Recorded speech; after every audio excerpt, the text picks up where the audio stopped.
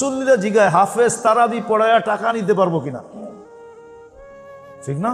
আর এই যে মুফতি সাহেবরা খুব ফতুয়া দেয়, ঠিক না? এটাই তো জিজ্ঞাসা করেন, ঠিক না? কিন্তু আজ পর্যন্ত কোনো মুফতি সাহেবকে কেউ জিজ্ঞাসা করছে, কোনো মুসল্লি, যে আমি যে হাফেজের পিছনে তারাবি পড়ি, ও যে আমাকে কোরআন শোনায়, আমি যে ওর কোরআন শুনি, আমি ওকে টাকা দিতে পারবো কিনা এটা জানান। ও নিতে পারবো কিনা ওটা গুলি মারেন, আমি দিতে পারবো কিনা এটা বলেন। এই প্রশ্ন আজ পর্যন্ত কেউ করছে? হ্যাঁ, না সেক্রেটারি করছে জিগান, না সভাপতি করছে জিগান, না মসজিদ কমিটি করছে জিগান। হাফেজ নিতে পারবো কিনা এটা প্রশ্ন করে, এটা প্রশ্ন করে না আমি দিতে পারবো কিনা।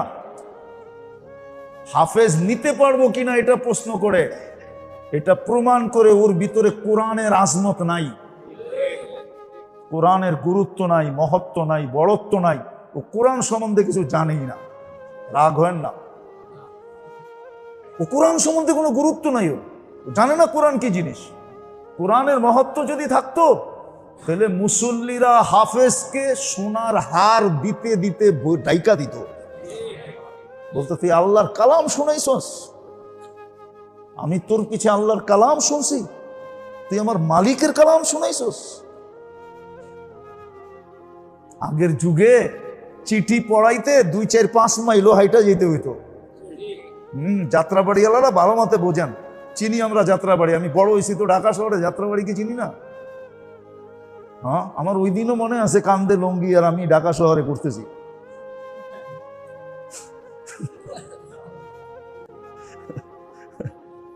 তো ওই দিনও মনে আছে, কেন কেউ কিছু কইতো না, বাচ্চা তো কি কইবো, ঠিক না?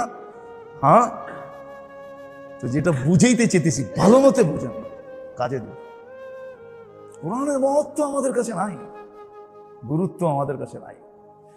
থাকলে একটা প্রশ্ন আমাকে কেউ দেখায় দেখ যে আজ পর্যন্ত কোনো মুফতিকে কেউ প্রশ্ন করতে যে আমি মুসল্লি, হাফেজ তারাবি পড়ায়, আমি ওকে কিছু দিতে পারি কিনা। আর এটা পত্রিকায় ছাপানো হয়েছে, মিডিয়ায় আসছে, আজ পর্যন্ত নাই।